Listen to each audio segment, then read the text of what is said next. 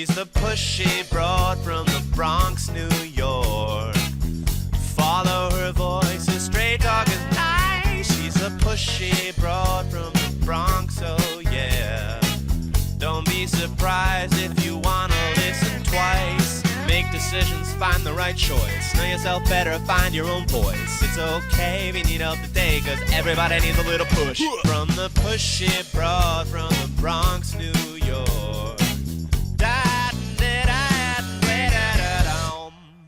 Welcome, Transformation Talk Network listeners. My name is Ellen Stewart, and I am the pushy broad from the Bronx.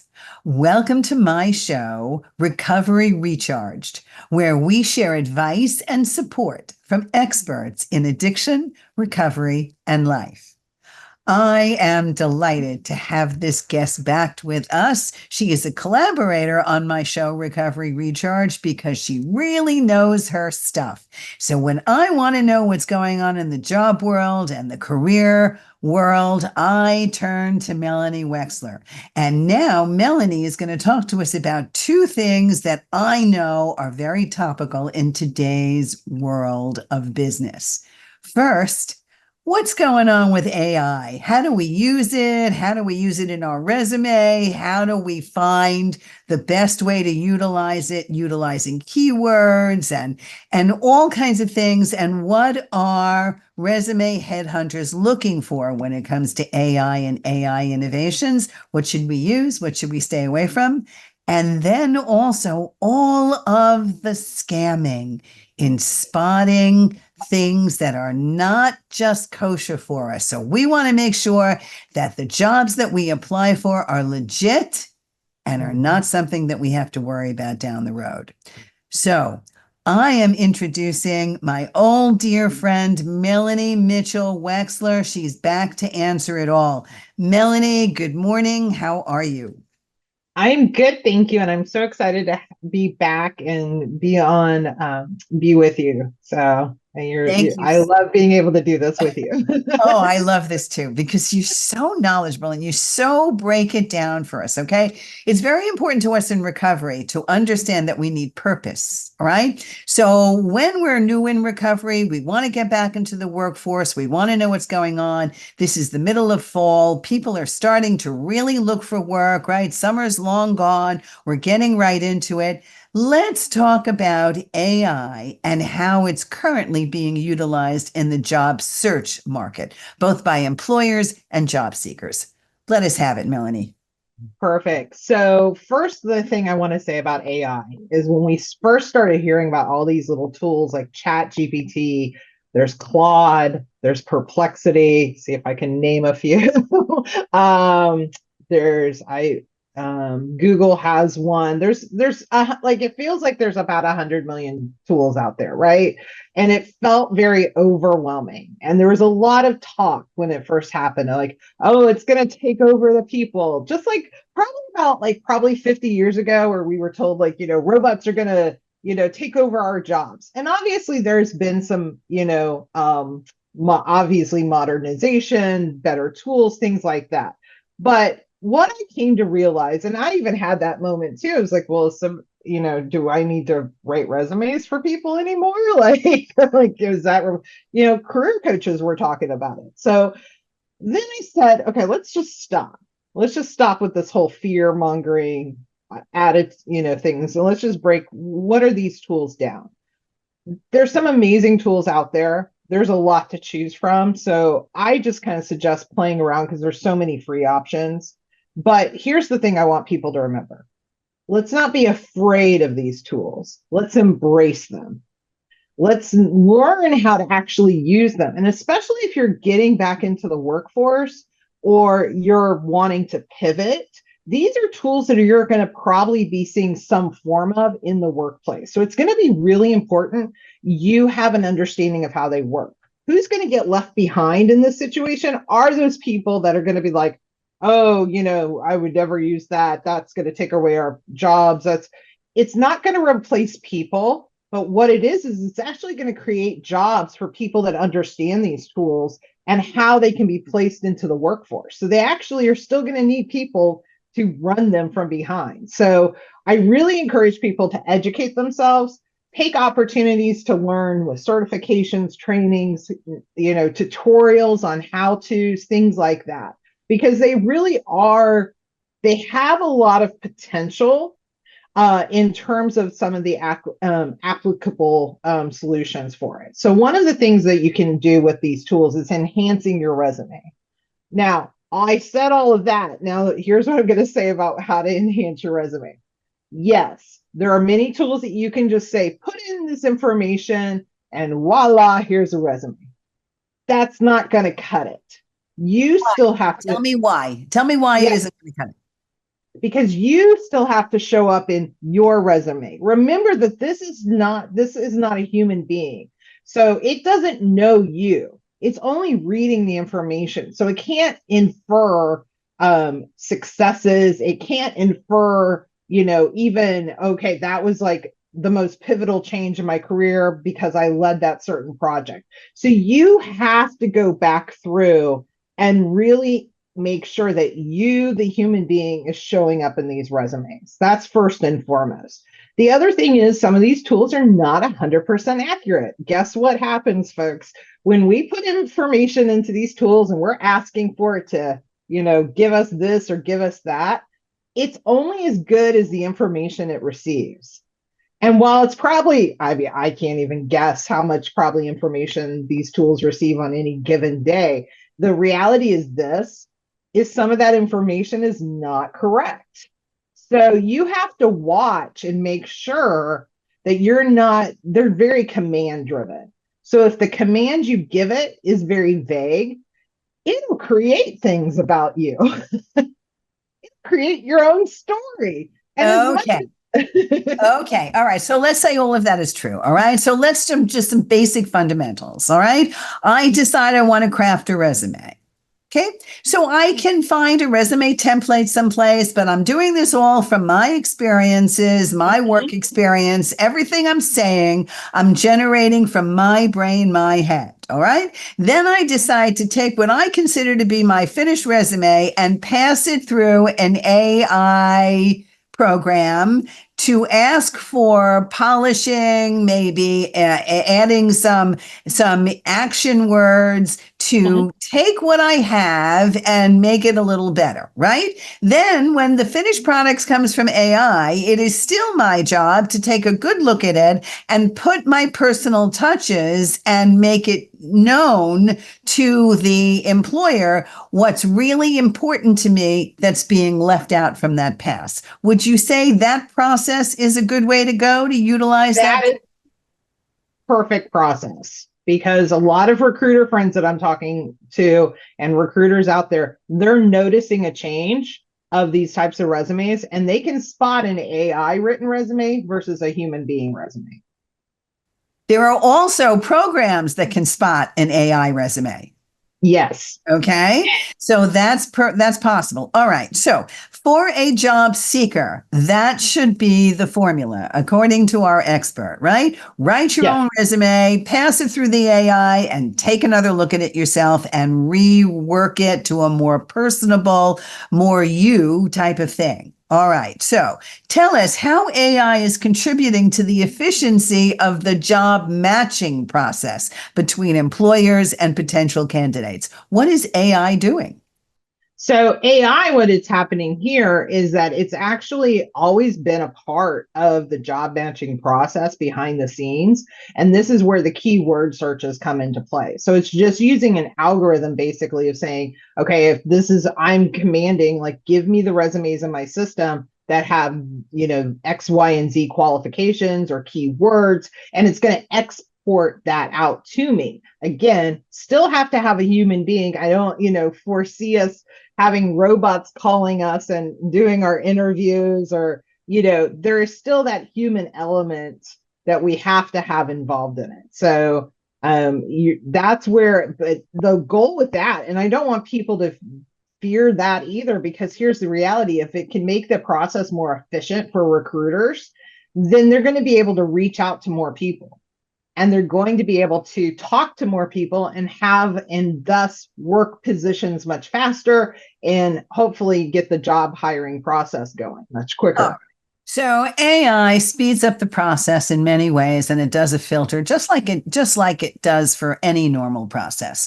So I know that we put a lot of emphasis on keywords. How does a job seeker determine, based on the job description and what they see, what possible keywords they should be using in their resume? So that is a great way of using AI, in fact. So for example, you can take a copy and paste job description into it, input it in and tell it, give me the top 5 skills or keywords that this position is emphasizing or that this employer is looking for. And it will generate a summary of what the job description. So that's another tool that's going to help you in terms of shaping that resume to fit that job. And it's going to be able to help you do it more efficiently. That's marvelous. You hear what Melanie said out there? You take the job description, you put it through the AI tool, you ask AI to come up with the keywords and the things that this particular job is looking for in terms of skill and keywords, and then you craft your resume accordingly. So, if that's the case, people think they just need one resume. Is that a myth? I'm a yes and a no on this one. So I get it because I've been there. You could come home, you're tired, you've maybe been searching consistently. The last thing sometimes you want to do is have to craft a new resume. I'm a big believer, we're not recrafting a whole resume, we're just tweaking it. The tweaking just doesn't sound sexy. So, it's not a sexy word, but it's really what we're doing. Okay. So we're changing just the bits and pieces of it that are related to the job so that we see that emphasis on those keywords and those key skills. If you're having to change your entire resume to fit a job, as a former recruiter, I'm going to be the first one to tell you, you're not qualified for that job then. We shouldn't have to do a overhaul of the entire system for you to fit that job. If that's the case, then we probably have a mismatch in terms of the jobs you're applying for. Okay, fair enough. But if I decide I want to do a training resume and then I get something that actually allows me to tweak that in terms of my abilities in training large groups or one-on-one training and also putting it in terms of what the keywords are, then it does pay to have different resumes tweaked to particular types of jobs, correct? 100%. And here's where I'm going to tell you where I'd rather you focus on making those changes in those resumes as opposed to applying for 100 jobs and half of them not be what you're qualified for.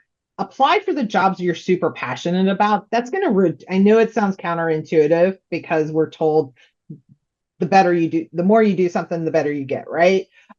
It's the opposite in job searching. I focus on that job and make it the best possible piece. Yes, that's going to mean you're going to apply for less, but spend the time really pursuing those things that you're excited about and that I would say 80% and above meet the qualifications for. That's very interesting because we always used to say apply to as many resumes or as many jobs as you possibly can, throw it all against the wall and see what sticks, right? Yeah. So this now is dedicated and focused on the jobs that you are passionate about. Okay, let's move on a little bit. What you're saying to us is we still know that the human element is still going to be a very viable thing in the job search, right? So we shouldn't be worried tomorrow about AI replacing us, correct? Correct. We're not going anywhere, folks. All right. Now, do you find that AI transcends not only to major corporations, but to small businesses and medium-sized enterprises as well?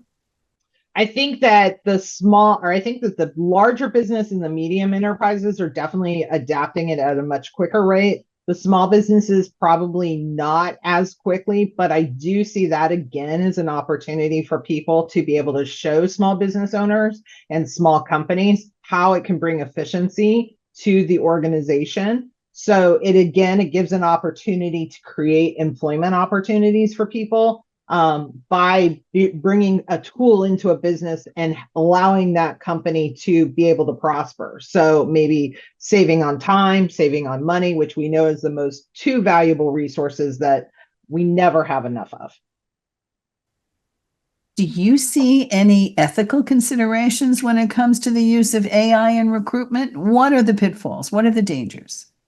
I think that, actually, there's probably AI actually probably reduces that human bias to some degree.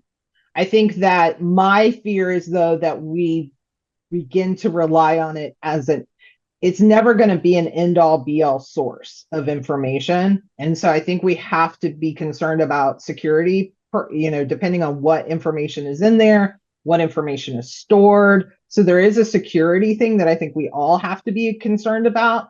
But overall, I think that AI actually does have the ability to maybe help us reduce that human bias that is, with age discrimination, other types of discrimination that we know it's happening quite rapidly and rampant throughout today's market. So I think it actually can help for that. But I do think we probably are going to need very transparency when it comes to like the algorithms. How do they determine? Because again, these algorithms are determined by people. So they're determined by people that have those biases. So are those algorithms trained to be biased? So it is a very fine line. So I think we have to have, there's going to have to be some transparency across the board when using these tools. All right, now let's move a little bit over because we're talking about the possibility that there can be some bias. We have to worry about certain things. And now more and more people are coming to me because they're looking at jobs and they don't know who's sending things out. They don't know whether it's coming from a recruiting firm. They don't know whether a job is legit. They don't know anything around it. All they know is it doesn't seem kosher. So talk to us about what's going on out there and what possible scams people have to look out for. So anytime that we have individuals that are out there in the market that have been unemployed for quite some time, we always know that there's going to be scams out there, just as scams for elderly and other things that we know happen. And job scams are just as, they're targeting those that, that are probably feeling a little bit lost, desperate, like, oh, is this, if it's too good to be true, truthfully, it's probably not real. Give me an example. So, for example, if you get a text message that's saying, hey, this is so-and-so from XYZ company, I have an amazing opportunity. 9 times out of 10, nothing that you receive via text is going to be a legitimate offer. They're fishing for your information is what they're doing. If it's coming through text, they get I don't know how they get our phone numbers, but they get our phone numbers. Every recruiting agency I ever worked for, they're really not investing in text messaging too. They're just not. They're not invested. They're not making that as an investment. That's a costly investment. So they're always going to reach out to you.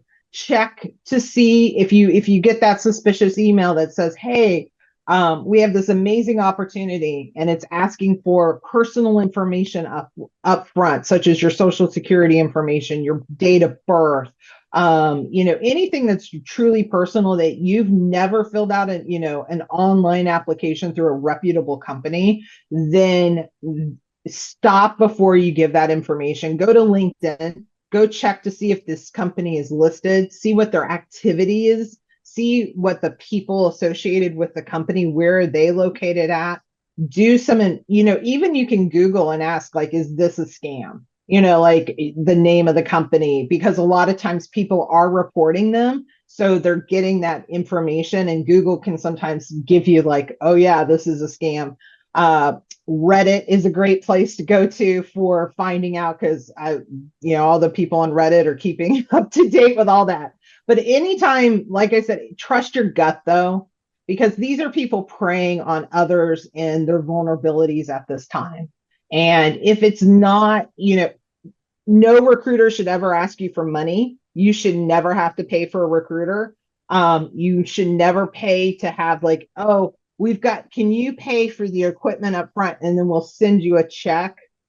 and I don't understand the scam, but I know it happens. I don't understand how they benefit, but the check will end up bouncing. And it's just, so don't ever, no company you should ever work for is going to have you pay for your equipment.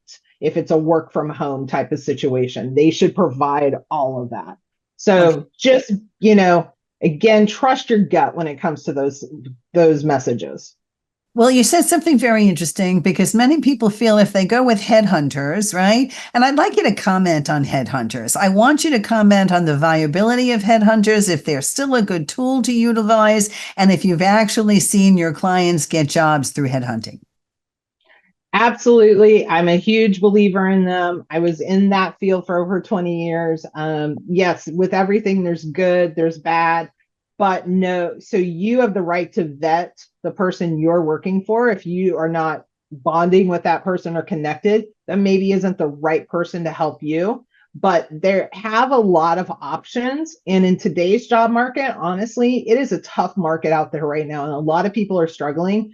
It is a viable option that you may not have considered for employment. It could be short term, which it doesn't mean you can't achieve your long-term goal. It just means that this is, maybe a step along in the process. So there's a lot of good options out there. And I really encourage people just to be open and flexible and hearing out what they might say. Maybe that's not the right opportunity, but maybe they'll have something that does fit with what you're looking for. So it's really important to be open and flexible in today's market.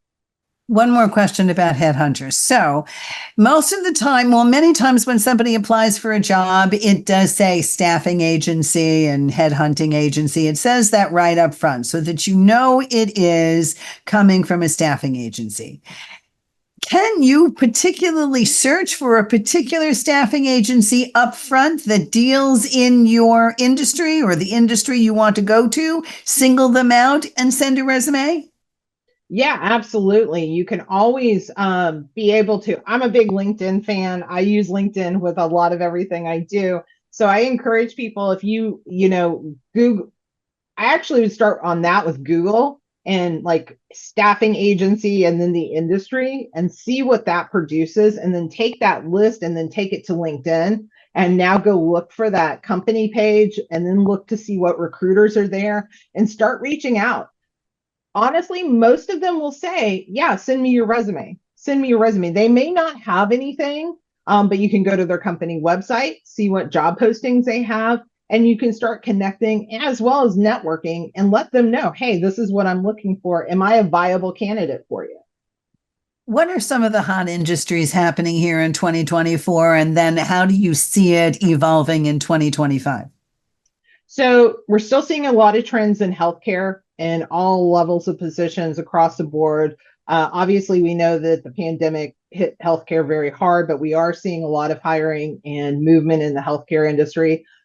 Interesting enough, we're seeing a lot of needs for accounting and finance professionals. There is a shortage of accounting and finance professionals. And so even for entry level, a good way to get in start is with accounts receivable and payable. So those are two really big industries right now. I don't think we will see a major tech boom, but I do think we will see some resurgence of tech related positions.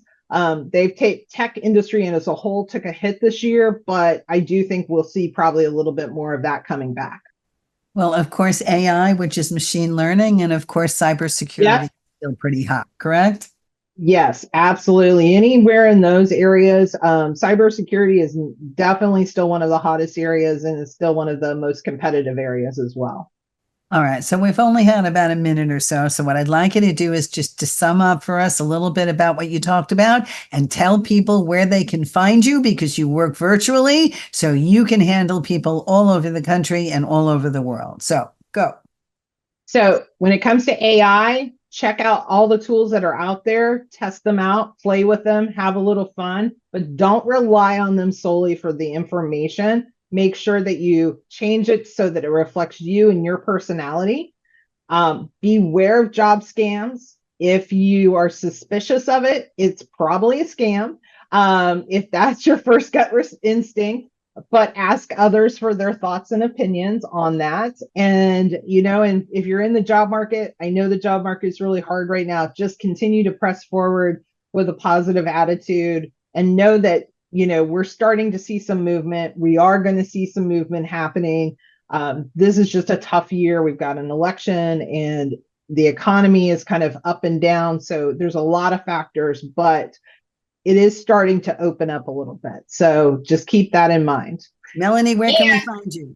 You can find me, of course, just check me out on LinkedIn, Melanie Mitchell Wexler, or you can go to my website at findsucceedachieve.com.